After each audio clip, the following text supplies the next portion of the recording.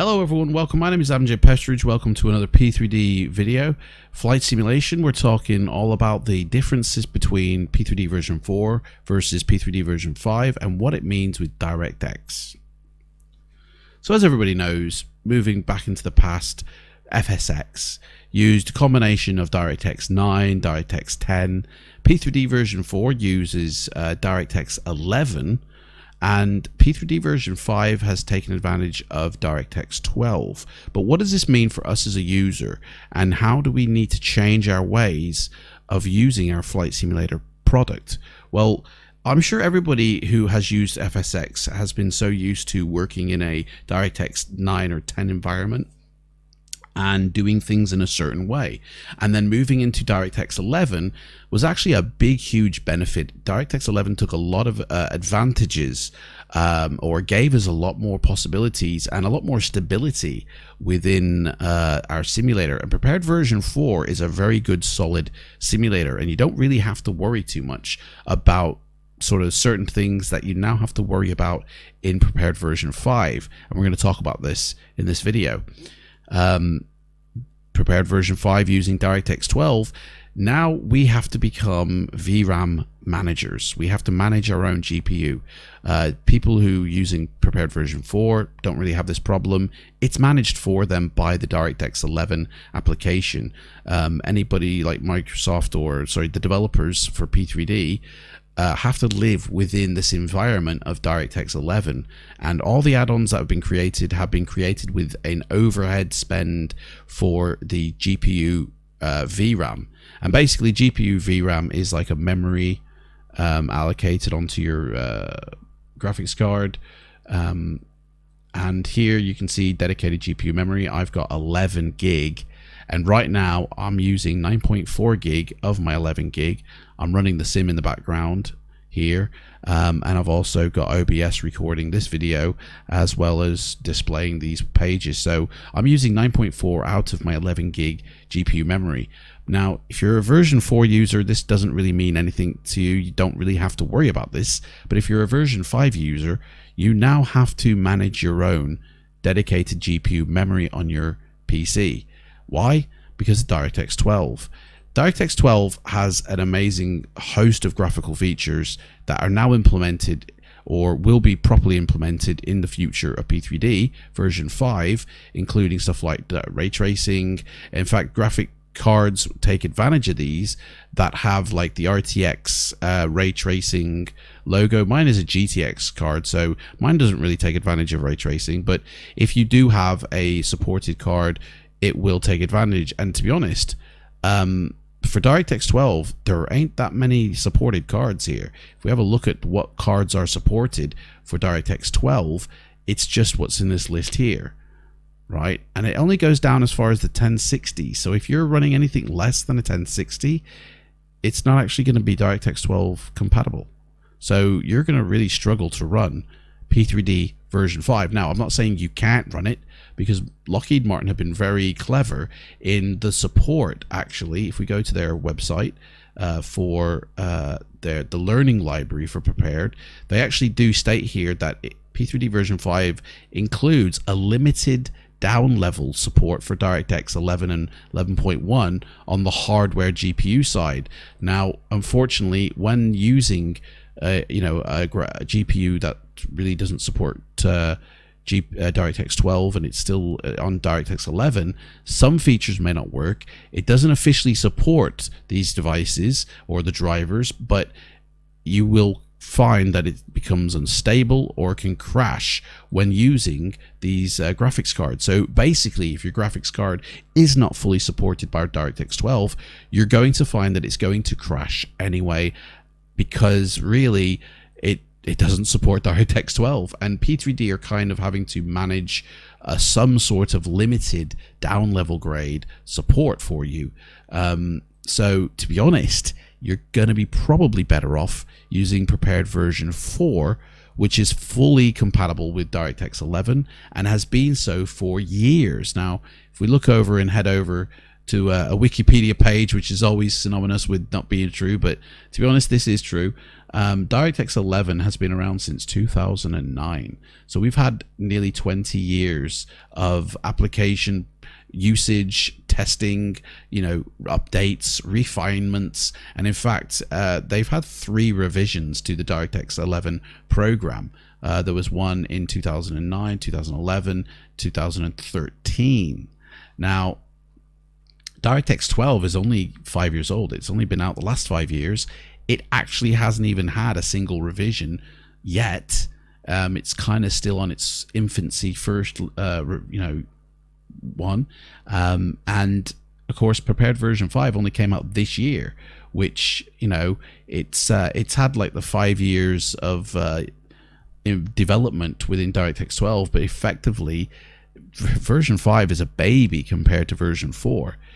Still finding its feet in the DirectX 12 environment that it's being built in.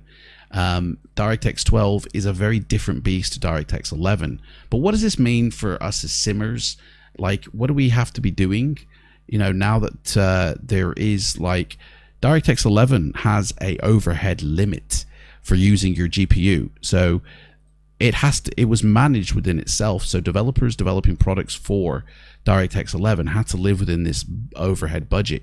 Now, there is no limit. There is no overhead budget for DirectX 12. It's limitless, which means basically DirectX 12 or any application using it can actually just utilize as much as it wants of your GPU. And if you overutilize your GPU, it's going to crash out. So luckily I'm sitting on 9.5, it ain't going to crash out. But if I was to push this higher by increasing slider settings within my sim and it suddenly shoots up to say 12 gig, well, I haven't got 12 gig on my graphics card, bye graphics card, it crashes out. So I basically have to become a VRAM manager for my sim, for my PC, within the simulator. So here we are inside the simulator now, and we have got basically an Aerosoft A330 plane, here. We've got TrueSky enabled, and I'm running the default profile. We're in the default landscape. There is no Orbex. There is no anything else really. It's just default landscape, default settings, default TrueSky as well, and an A330. And so far right now, my budget for my VRAM is sitting at 9 gig. And if we look at my total system usage, I've got 11 and it's sitting at pretty much 9 gig. But P3D is only using 7.3 gig of that 9 gig, which is pretty much where I'd want that to sit. You really just want to be sitting between 60 to 70% of these numbers. So 9 gig and I'm using 7, that's great. That basically means that anything else I'm doing, like I'm recording with OBS, I've still got an overhead buffer here now for my 11 gig card, which means I ain't gonna have one of those errors when I go flying. If I start loading up more terrain, more detail, move the sliders, it's actually going to increase this. And if this number on the left ever maximizes over the number on the right, bye your GPU. It basically, you get that DXGI error, even if it's never actually 100% utilized here. It's still going to crash out, and that's because you've got to manage your own VRAM now. So if I was to basically remove TrueSky now, if we go into the menu here, take off TrueSky, say bye TrueSky, removing the enhanced atmospherics options, and watch it reload, it increases my allowance now. I've now got 10 gig of my 11 gig card to play with, and it's lowered the actual usage down to 4, which means in my machine, TrueSky actually utilizes 4 to 5 gig of my VRAM. Now, if we go back and look at my system, it's also gone down to 6, which means OBS is actually using 2 gig of my VRAM. I am recording this off the VRAM.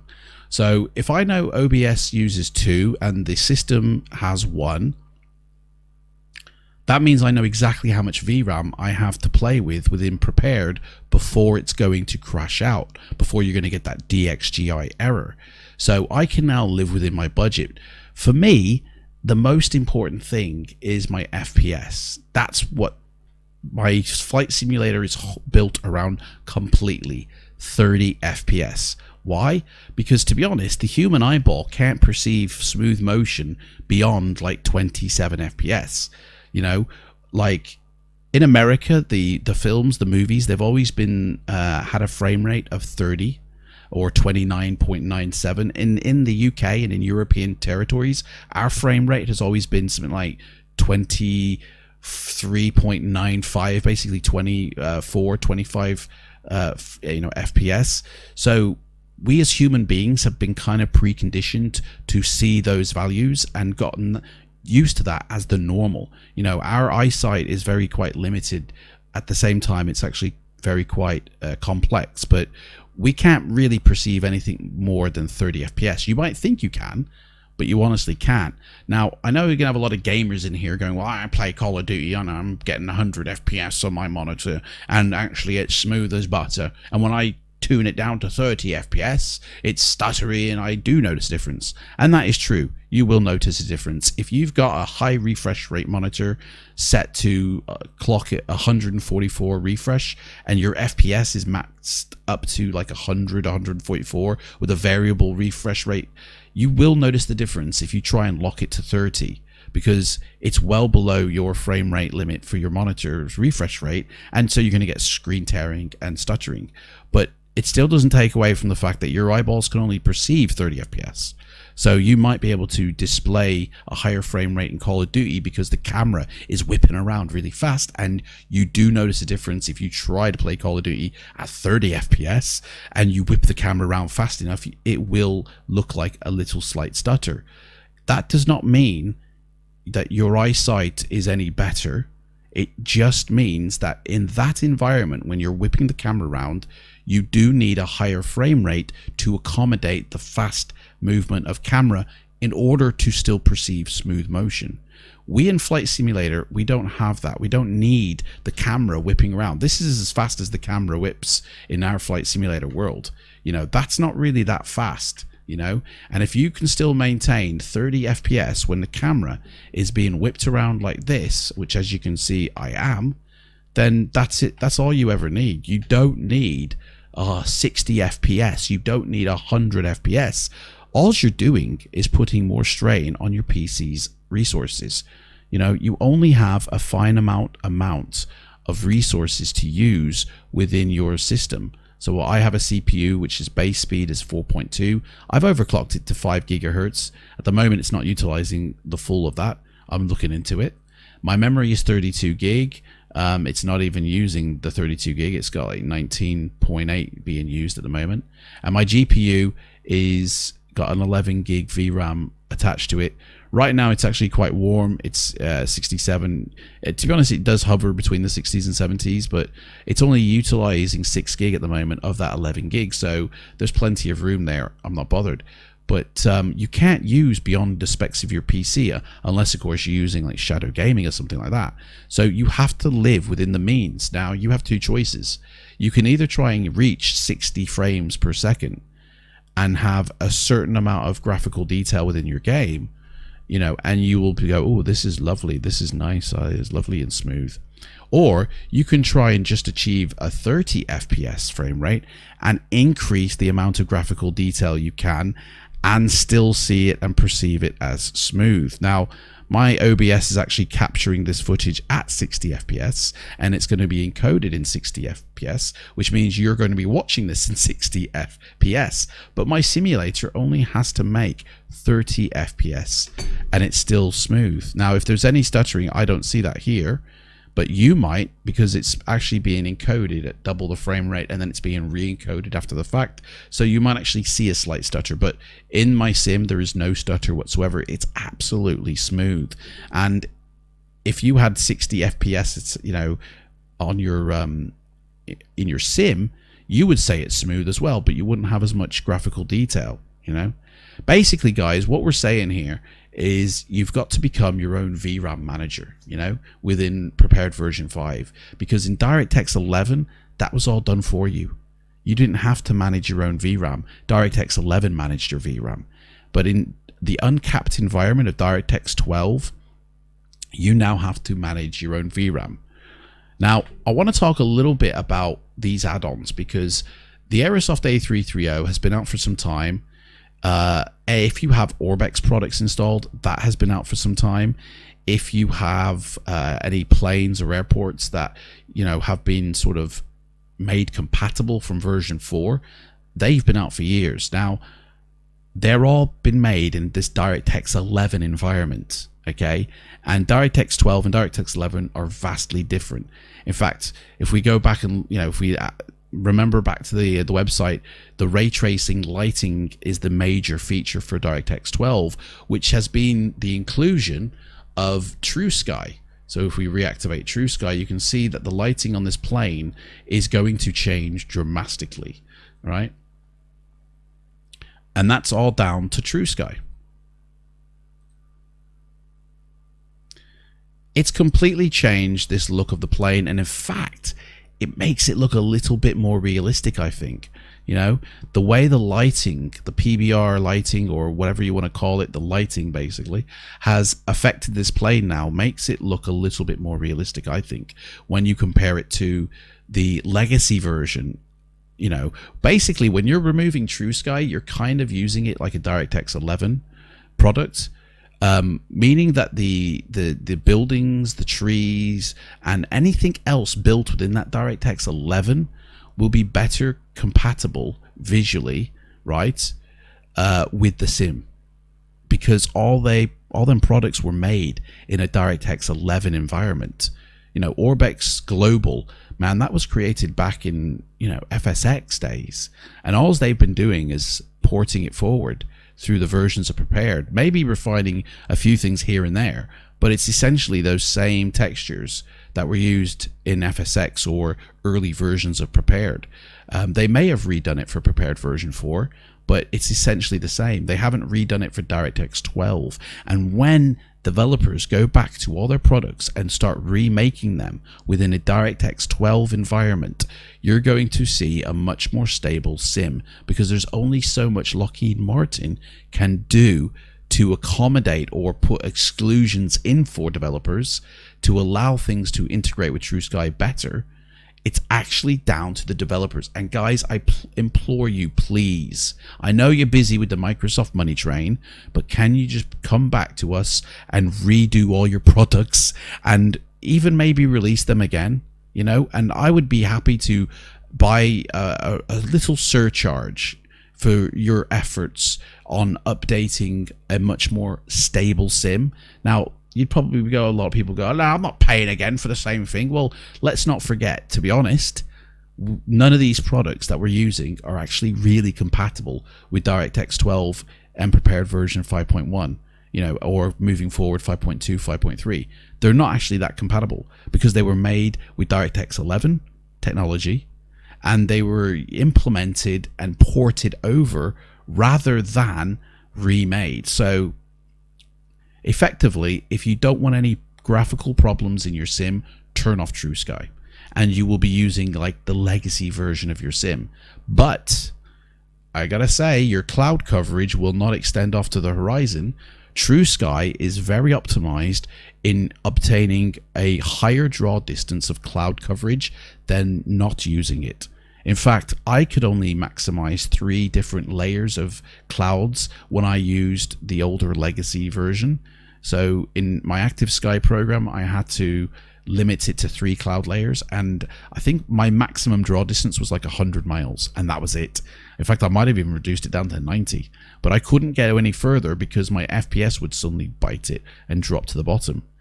With TrueSky, I can have up to 500 miles of coverage, and I can have like 5 different levels of cloud layer, you know, meaning it's better optimized in DirectX 12 than using the legacy clouds of DirectX 11. It's a trade-off, really. It's a trade-off too as to what's important. Do you want to see a nice looking sky? Well, if you're a commercial airliner, you do. You want to be looking at beautiful clouds and you're not too bothered about the ground. If you're a low-level VFR flyer, the ground is more important, and I probably would say do not activate TrueSky and use the legacy version, and you won't have any graphical detail problems like you do if you do activate TrueSky. You know, I just see a lot of people hating TrueSky, and I don't think they understand it, and that's the reason they don't like it or they find it a trouble. It's not broken, okay? It's the way you're using your sim which is broken. You're still using it like version 4, and you need to change your thinking, and that's what's actually broken.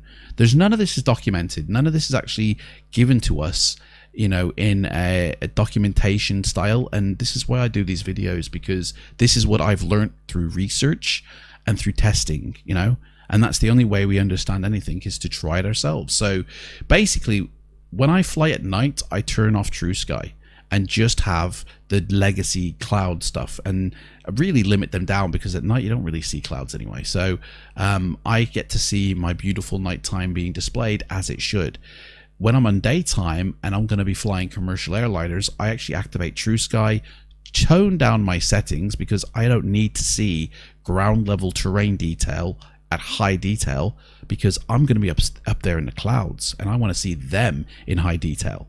And I activate TrueSky and I go flying, and it looks bloody gorgeous. But the most important thing is I achieve 30 FPS, because that to me means I have a smooth sim.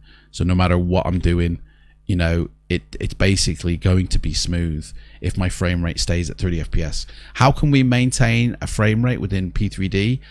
Well, it's so easy. The use of profiles, basically.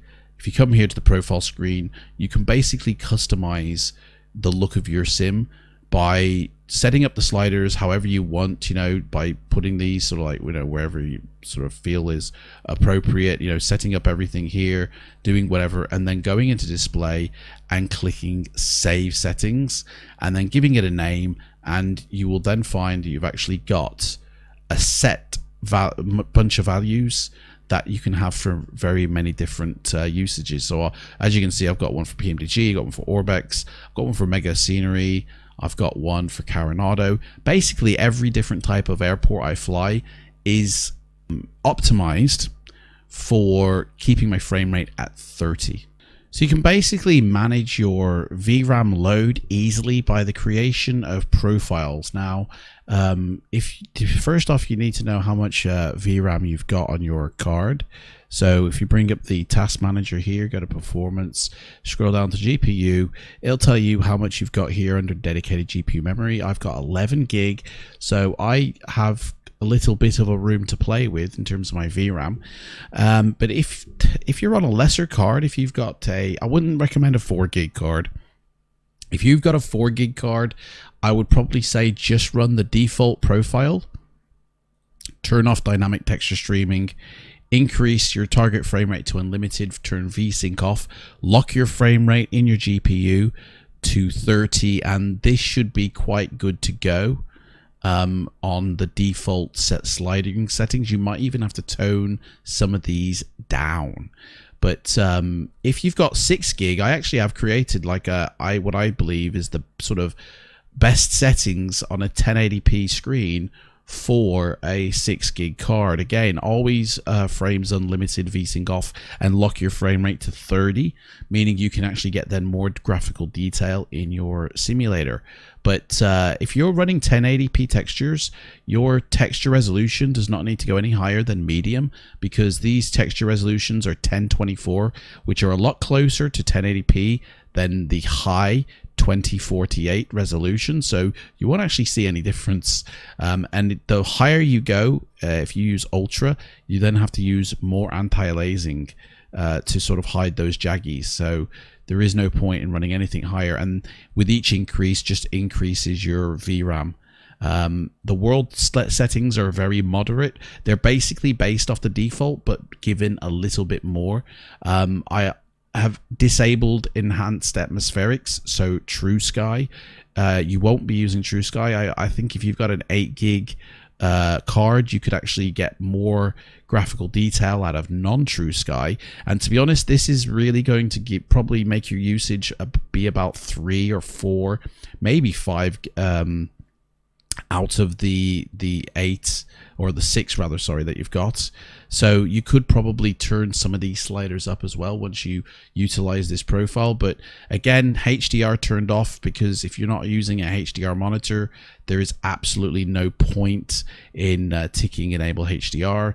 So TrueSky, really, it requires HDR to get the most out of it. There is a fix you can do to disable the HDR within TrueSky, but you might find it looks a little bit too dark in your situation.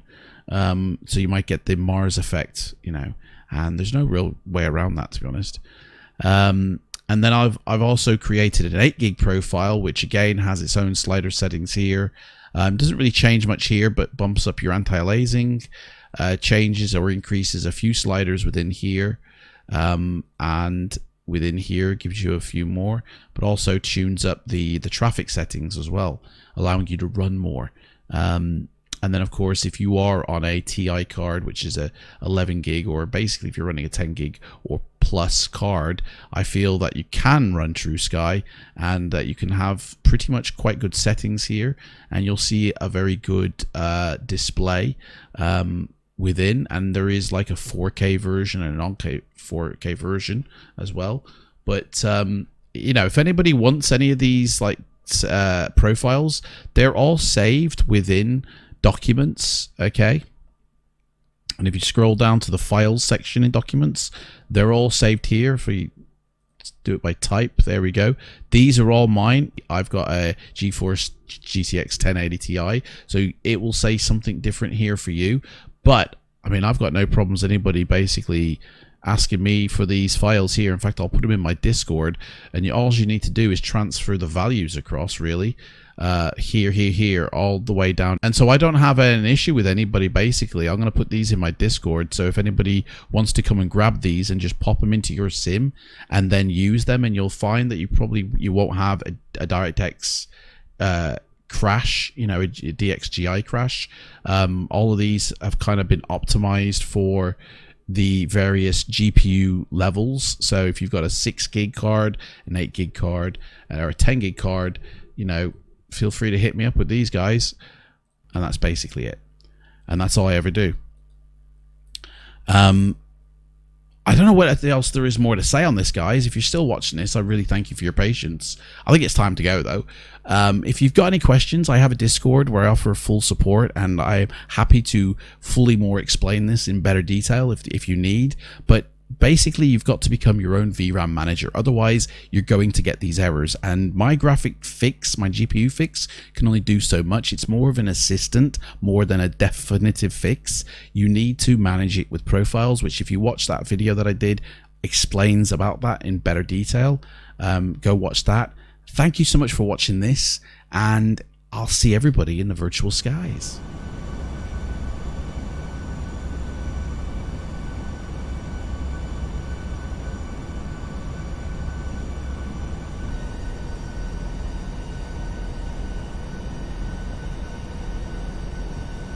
$100, $50, $30, $20, $10.